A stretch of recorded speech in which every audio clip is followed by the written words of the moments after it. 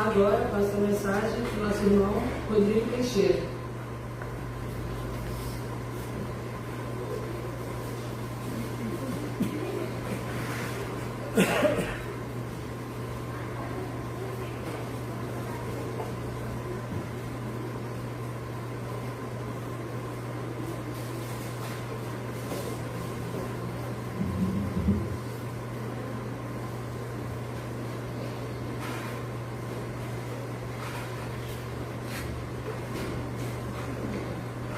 Saúde a amada igreja com a santa e gloriosa paz do Senhor Jesus. Amém? Amém. Glórias a Deus.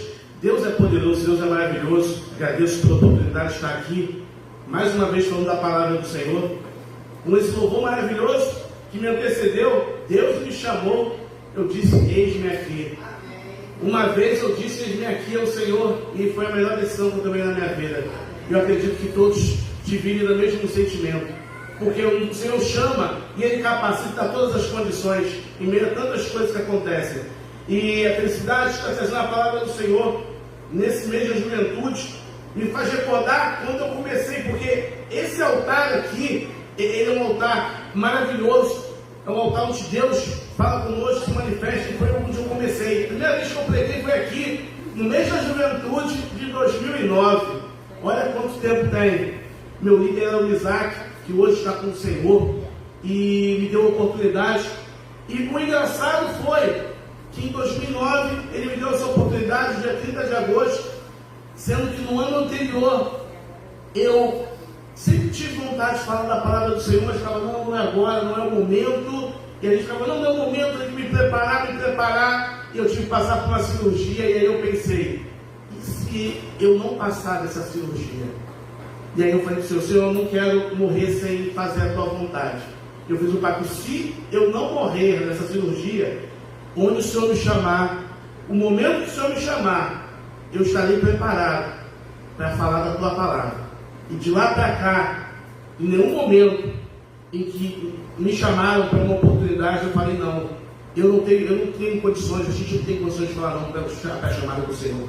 Quem somos nós? Temos que ficarmos gratos que Deus nos usa. E é lindo ver os jovens aqui louvando com amor, com carinho, com prazer. A igreja pela manhã aqui, eu acredito que todo mundo se contagiou, porque nós temos a vontade e prazer. Irmãos, o tema dos jovens, vivendo segundo a vontade de Deus. E hoje sobrou para mim, caiu para mim, pela graça do Senhor, o tema perdão. E eu tenho como tema da minha mensagem, sem perdão não há salvação. Vamos orar ao Senhor. Senhor, meu Deus e meu Pai, me coloco na tua presença para falar que tu és Deus, tu és Senhor. Nos céus e na terra, o Senhor é Deus poderoso, que tem todas as nossas vidas na palma das suas mãos. Ó meu Pai, me dá condição de falar da tua santa palavra para a tua santa amada igreja, Senhor. Ó meu Pai, que possamos ser abençoados, Senhor. Que possamos sentir o toque do teu Espírito Santo e que o Senhor possa fazer mudanças, transformações na minha e na vida da sua amada igreja. Em nome do Senhor Jesus. Amém. Irmãos, eu confesso que na montagem da mensagem eu chorei muito. Deus falou muitas coisas comigo, foi maravilhoso. E eu convido os irmãos para também viajar no mundo da palavra do Senhor, que nos traz tantas coisas maravilhosas. E eu quero começar falando sobre o perdão. Sem perdão não há salvação, porque começamos aqui no perdão. Ele nos perdoou e por isso começamos aqui. Então, a gente tem que ser grato, porque a gente foi perdoado. A gente não merecia, mas Ele nos amou. Então, olha a gratidão, o sentimento que tem que dar aqui. Não, estou cansado, não vou cumprir mais um dia na igreja. Não, é uma dádiva do Senhor. Como Ele fala também no Pai Nosso. Ele fala, perdoai as nossas dívidas, assim como nós perdoamos aos nossos devedores. Ou seja, Ele nos perdoa mediante o nosso perdão também. A gente é medido na medida que a gente mede.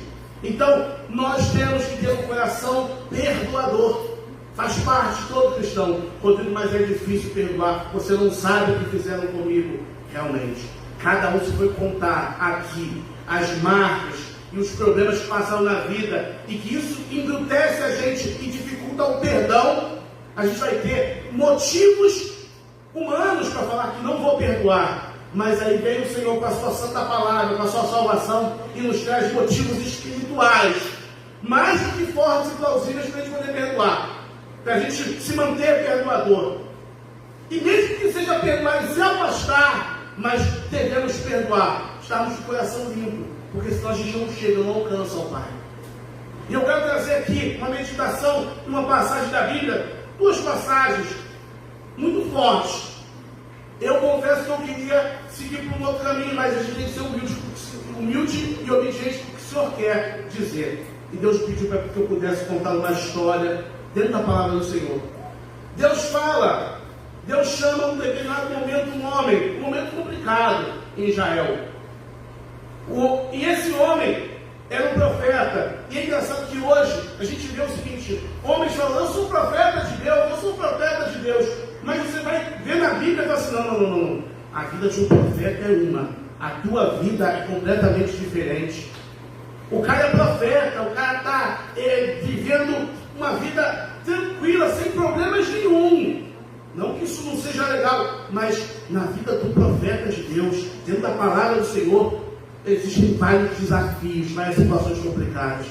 Eu sou profeta, o cara vai de carrão em carrão e tudo mais, o cara não sabe de nada do que está acontecendo, a vida do cara é uma mansa. O cara cuida de não sei quantas igrejas, assim, ele nem se preocupa que resolve os problemas são outros. E ele só pega o bônus e ele fala, eu sou o profeta de Deus. E aí Deus fala o seguinte, Deus chama um profeta e fala assim, olha, eu vou te usar, você vai lá, vai pegar uma mulher de uma vida errada, e você vai se casar com ela, e você vai ter filhos com ela. Você imagina Oséias ouvindo isso da boca do Senhor. O profeta Oséias, você vai casar com uma mulher que ela não tem uma boa fama, mas você vai ter filhos com ela, você vai ter uma família com ela. E vai lá Oséias obediente. O primeiro chamado do Senhor é casar com uma mulher que não tem uma vida correta. E aí ele tem filhos com essa mulher, e o primeiro filho se chama Jezreel, ele fala, porque eu vou fazer uma grande obra. E depois ele tem um segundo filho, uma segunda filha, e essa filha se chama desfavorecida, ou seja, desgraçada, sem a graça, sem o favor. E depois tem o terceiro filho, e ele fala, esse nome dessa criança será não meu povo, não é o meu povo. E todos esses nomes quem mandou colocar foi Deus, porque tinha um significado profético. Porque ele falou o seguinte, Oséias, você vai entender um pouco do que o que eu sinto com o povo de Israel hoje. E o profeta, como assim? Porque o profeta, ele sente o que Deus sente. E ele passa para o povo a realidade de verdade do que ele está vivendo, para que o povo possa entender. Por isso que eu falo, o profeta, ele vive desafios completamente diferentes. E nesse momento, ele fala o seguinte, o primeiro é o significado de Jezreel, que ele vai espalhar. O segundo ele fala, não vou ter favor, não vai ter a graça, acabou a graça com o meu povo. E o terceiro ele fala, não é o meu povo, porque o povo estava pecando muito, Israel estava desviado, completamente desviado, esqueceram do Senhor. Essa mulher deu 3 filhos para ele. E dizem os historiadores que pode ser que algum filho desse não seja dele. O segundo e o terceiro pode não ser dele. Seja filho de um outro, porque ela é uma mulher adúltera. E a Bíblia fala que não contente, ela se afasta de casa. E ela fala, e a Bíblia, você vai ler no livro de Oséias, ela falando, vou aos meus amantes, porque eles me dão o vinho, o mosto, o trigo e tudo mais. E você vê, e Deus vendo tudo isso, Oséias vendo tudo isso acontecendo com ele, e depois disso tudo, Deus fala assim, mal sabe ela que sou eu que dou o trigo, o mosto, a farinha, eu trago a bênção. Mas o que acontece? O povo, ele é ingrato, e ele fala o seguinte, não, quem me dá tudo isso é o meu amante, é Baal, é um outro Deus. E muitas vezes a gente não é agradecido ao que Deus faz. E fala, não, quem me deu isso fui eu, meu braço, minha inteligência. Eu deixo Deus como centro da minha vida. Não é Deus que faz as coisas acontecerem, não, sou eu, não é o fulano, não é porque é aquilo. Tudo vem de Deus. Como o rei Davi falou, tudo vem de ti, e das tuas próprias mãos te damos. Essa é a sabedoria que o rei Davi tinha, quando ele foi ofertar. Não contente com isso, Deus faz o seguinte: tudo bem. E a vida, você vê que é lado a lado, a vida do profeta e a vida do que Deus estava passando. E aquele profeta está vivendo, sentindo na pele o que é a sua esposa, porque para Deus, o seu povo é a sua esposa, é a sua amada, é Israel. E a amada não está mais olhando para Deus, ela está olhando para Baal. E o povo adorava Baal, adorava Astarote, Azerá, os outros deuses, e não queriam saber. Esse é o grande perigo da ingratidão, quando a gente acaba achando que nós podemos fazer sozinhos tudo, e não podemos. Temos que pedir sempre direção ao Senhor.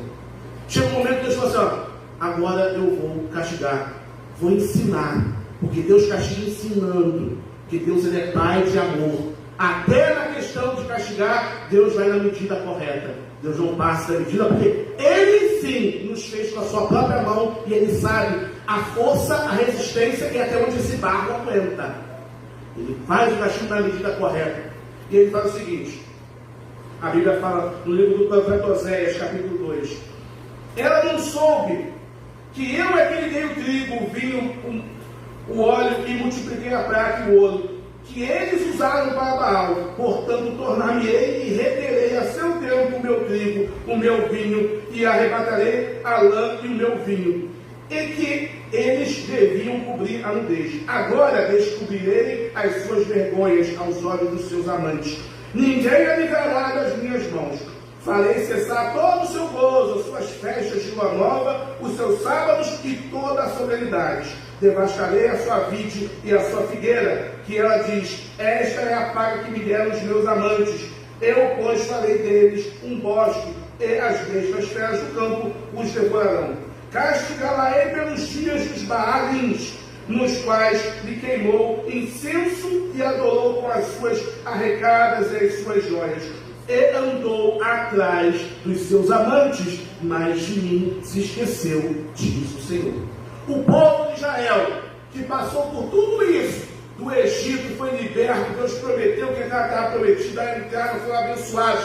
Deus os livrou de todos os inimigos mais fortes, e agora o povo de Israel não quer mais saber do seu Deus, quer saber de outros deuses, e começou a adorar. E a decadência de Israel começa assim. Estamos no período que o reino era dividido. Então tinha o reino de Israel, que é o reino do norte, e o reino do sul, que é o reino de Judá.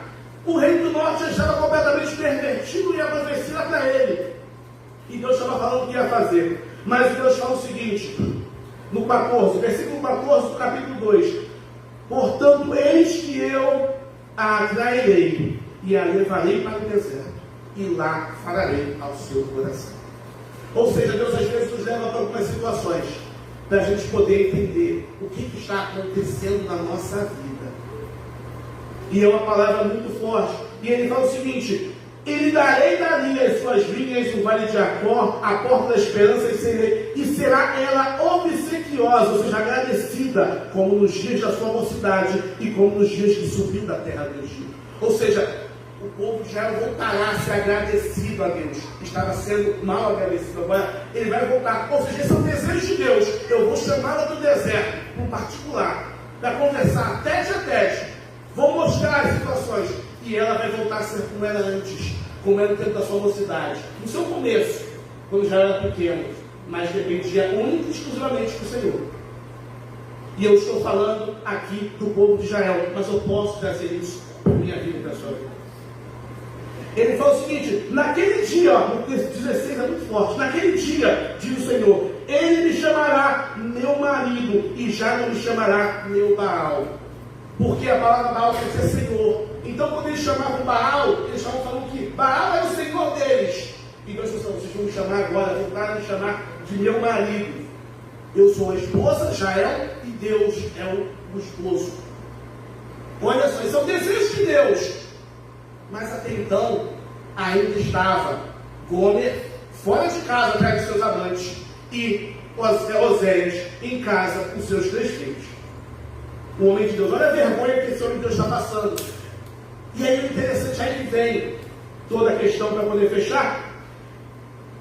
No capítulo 3, diga-me o Senhor outra vez. Olha o que Deus fala: disse-me o Senhor para Oséias: vai outra vez e ama uma mulher amada do seu amigo e adúltera. Como o Senhor ama os filhos de Israel, embora eles olhem para outros deuses e amem bolos de passas. Bolos de passas era uma das oferendas que era ofertada para Baal e para Zerá. Ou seja, o povo de Israel gostava de ofertar a outros deuses. E cada vez que ele ofertava a outros deuses, feria mais o Senhor. É uma vergonha, porque é como se fosse um adultério, e é espiritual. Um adultério. É a esposa, em vez de olhar para o seu esposo, ela olhar para o outro.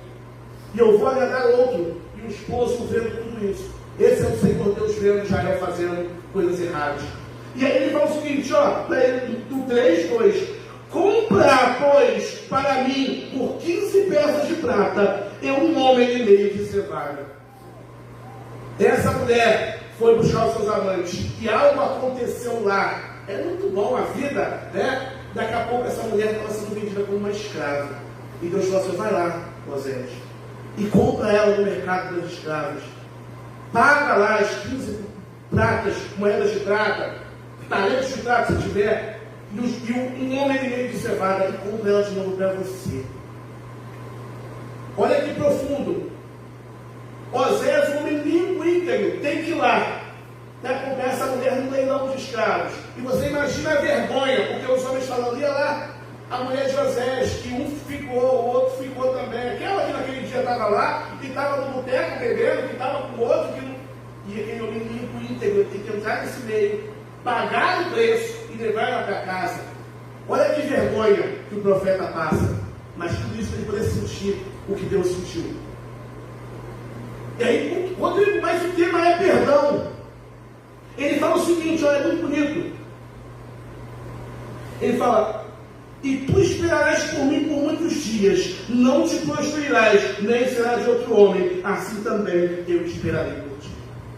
Que amor é esse que Deus está querendo colocar no coração desse homem, Osés? Que se fosse eu e você, a gente não faria isso de jeito nenhum. De jeito nenhum.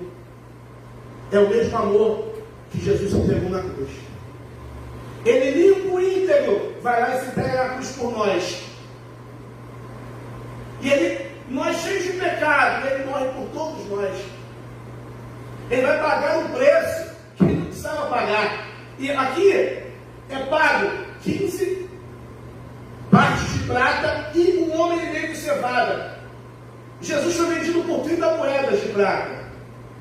O preço é o mesmo, porque pagou metade de prata e a outra metade foi paga de cevada. Um homem e meio de cevada equivalia a um ano de alimentação de um escravo.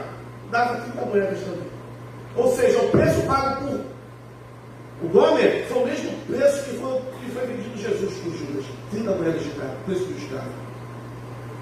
Esse é o amor que Deus tem por nós. A gente tem que ter que é o perdão. Uma pessoa que não presta, que não vale nada, mas ele vai lá, eu vou pagar o preço, vou trazer de volta. E ele fala o seguinte para a gente, você não será de outro, você vai se guardar para mim, e eu vou me guardar para você. É muito forte. Que amor é esse? E eu me sinto o seguinte, eu não mereço esse perdão, mas ele veio para mim. E ele fala o seguinte, o nome dos filhos, que era Jezreel, vou espalhar. O nome da filha, desgraçada, sem graça. E o nome do filho, não meu povo. Ele fala lá no começo, ele vai mudar. Ele espalhou o povo. Teve o cativeiro babilônico, mas depois nos trouxe de novo. Que Deus é Pai de amor. Ele não teve graça, mas depois ele superabundou a graça para todos nós. E ele falou, não é o meu povo. E depois você disse, isso aqui é o meu povo. Ninguém toca no meu povo. Ou seja, a ira do Senhor ela passa. Ele fica, mas ele tem amor, ele tem misericórdia, ele tem carinho por todos nós. Esse é o Deus que eu e você servimos. É um Deus de amor e de perdão. Independentemente do que a gente fez, porque às vezes a gente não se perdoa. Não, porque eu fiz uma coisa errada e tudo mais, que realmente pode ter sido muito errado, muito feio. Mas tem um Deus que está muito acima do teu erro, que está muito acima do teu e do meu pecado, que ele pode fazer o seguinte, olha, você não sabe como corrigir, eu vou segurar a tua mão, eu vou te mostrar pelo caminho, mas você não vai ser de outro. Você não vai se sujar, você vai se guardar para mim a partir de agora. Deus fala para pessoas que estão aqui. Às vezes tem coisas que você fez que ninguém sabe, e ninguém precisa saber, mas Deus sabe, Deus viu. Mas Deus fala o seguinte, ó, você vai se guardar, e você vai ser meu, e eu vou ser seu também. Olha só, Deus falando que Ele vai ser seu, Ele não vai faltar para você. Em momento algum, Ele está ali presente para te orientar. Então por isso que eu vim com essa palavra. Eu chorei muito quando eu li isso. Nós sabemos que amor é esse? Como ele não valia nada. Não valia, coitado do profeta Oséias. E a gente medita aí, a Bíblia mexe com nossas emoções. Pelo menos eu mexo muito com a minha.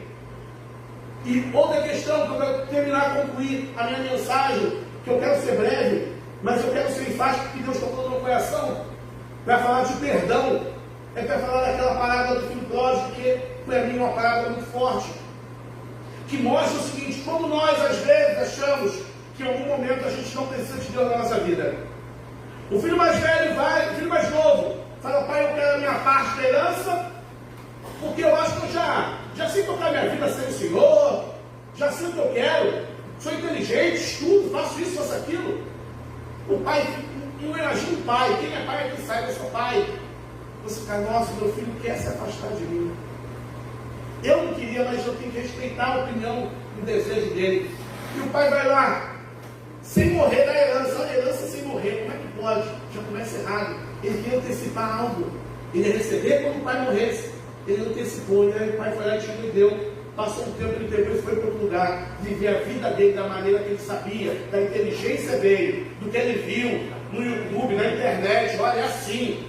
Essa questão de vida com Deus é uma vida brega. Essa questão de ficar debaixo da autoridade do Senhor, da palavra de Deus, vai viver a vida e curtiu mesmo, aproveitou. Porque às vezes eu escuto um discurso de jovens e com pouca idade, tá? Não, tem que curtir a vida, como se curtisse fosse só sair de noite, encher a cara, fazer um montão de coisa errada. Então quer dizer que você não pode curtir com almoço em família. Quer dizer que você não pode curtir no cinema, vendo um filme, vendo no shopping, comendo uma comida gostosa, fazendo uma reunião em casa com as pessoas que você gosta. Isso não é curtir? Gente, curtir é perder o controle, é estar sob efeito de drogas. Isso é curtir? Na minha cabeça isso nunca entrou. Mas quem pensa: não, tem que curtir, você é jovem, tem que curtir. Ei, dá para curtir, ser feliz, fazendo um monte de coisa tranquila, legal, sem ficar com a consciência pesada. Porque toda curtição que faz você ficar com a consciência pesada e com vergonha de si mesmo, não é curtição. Não é curtição. Então, ele pega e vai viver a vida, ele vai aproveitar. Agora eu estou longe do meu pai, do meu irmão mais velho, vou fazer tudo o que eu quiser. Bebeu, a Bíblia fala que viveu uma vida dissolutamente. Ou seja, rebentou a boca do balão com dinheiro no bolso. Todo mundo é teu amigo, você é bonito, você é maravilhoso, todo mundo quer te ouvir. Qualquer piada, pior que for, todo mundo vai rir. Está com dinheiro, você está pagando a conta. Tu está pagando a conta, então é engraçado o que você fala. Mas a Bíblia fala, e a palavra do Senhor não mente, que aconteceu uma crise naquele lugar. Como aconteceu no Brasil, como aconteceu já no mundo. Porque tudo está nas mãos do Senhor. Às vezes tu pensa: não, eu estou tranquilo, não tem problema. Deus está louco. Essa mesma noite te pedirão a sua alma. Muitas vezes a pessoa: não, porque é forte aqui a minha empresa, não preciso de nada. Eu não preciso de ninguém. Se eu não preciso de ninguém, que isso precisa? Se o padeiro não abrir tudo pouco pão, se o mercado ficar 2 dias fechado aí, o bicho pega. A gente precisa assim um do outro. Vamos baixar um pouco a bola, né? E a Bíblia fala que deu crise naquele lugar. Como pode acontecer uma crise em qualquer lugar. E aí, ele perdeu tudo. E aí, aquele homem que tinha muitos amigos começou a perder os amigos.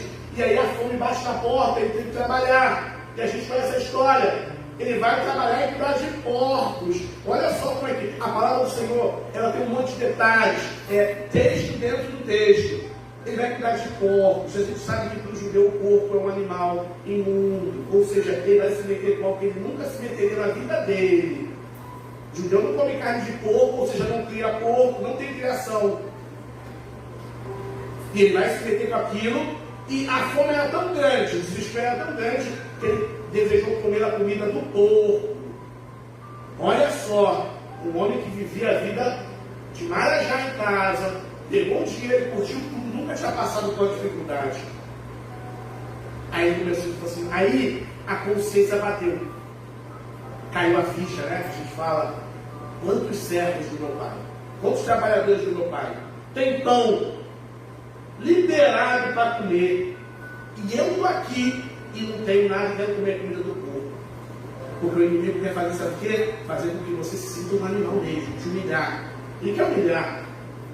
O desejo dele é tirar da nossa vida, mas ele não consegue, mas ele vai nos humilhando, nos prejudicando. Até o ponto que ele toma consciência e fala assim, não, já sei o que eu vou fazer. Eu vou voltar. É muito forte isso, eu vou voltar. Voltar é muito forte, porque muitas pessoas que eu converso falam assim, Rodrigo, eu sou desviado. Cara, é só voltar. Não, mas é muito difícil.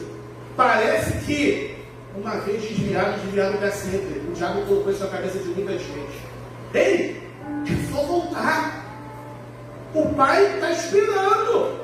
Mas o inimigo fala, não, muita vergonha que você fez. Você fez voltar para passar vergonha. Você mexeu com o coração do teu pai. Duvido que ele vai te aceitar de volta. Eu tive vergonha de voltar para casa. E ele falou assim, não, eu vou voltar. Eu vou fazer o seguinte.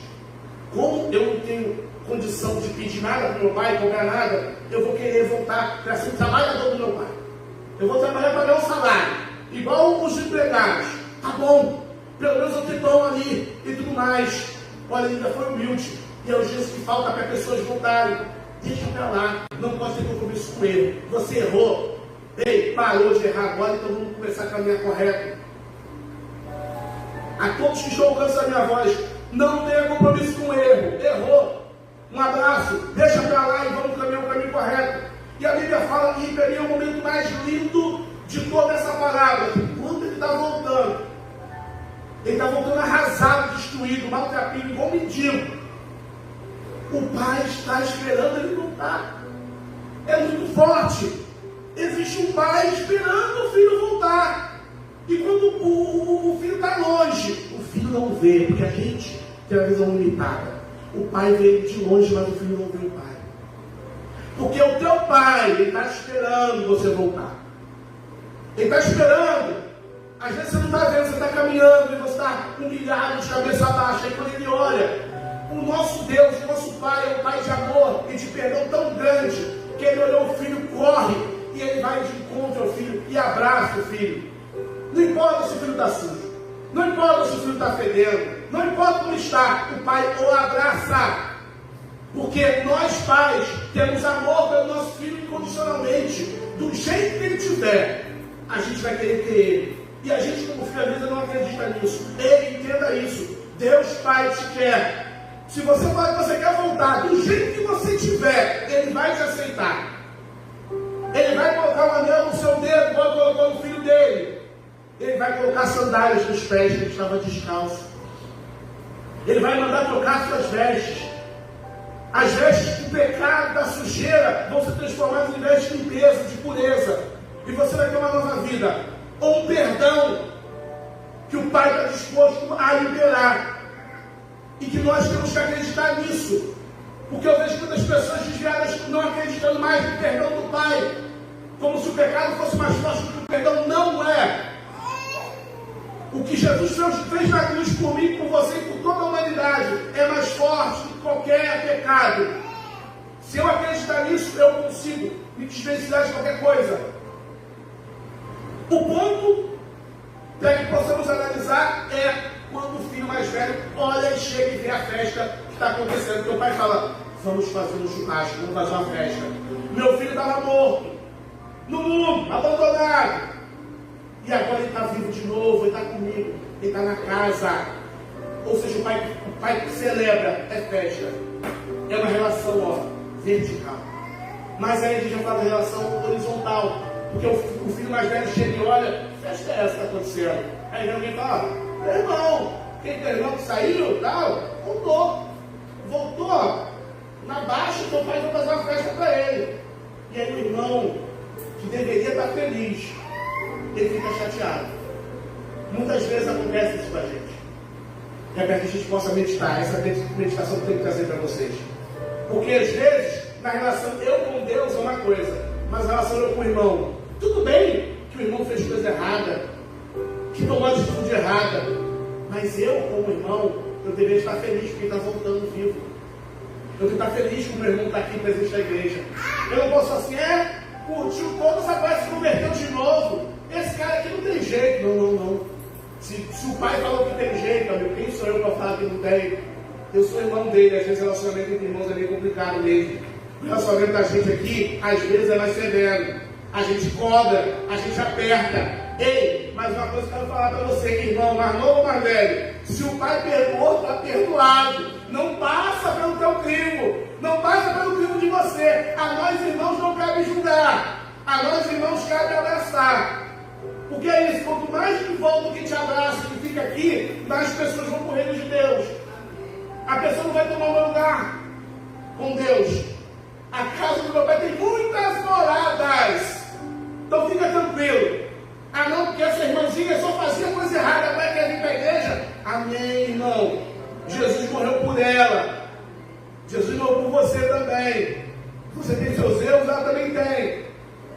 Então a gente tem que parar de julgar como o irmão mais velho julgou. É isso que eu quero trazer para nós. Porque o perdão de Deus, ele não tem limite. Ele vai, ele alcança as pessoas onde quiser. É você que vai falar se você quer ou não. É como uma onda do mar, vai pegando. Você mergulha e vai se você quiser ser tocado pela água e não mergulhar. Mas se você mergulhar nessa onda desse perdão, Deus vai te transformar. Ele vai te fazer um novo homem, uma nova mulher. E é isso que eu quero trazer para os irmãos, é isso que Deus tocou no meu coração. Eu agradeço essa oportunidade, em nome do Senhor Jesus. Amém.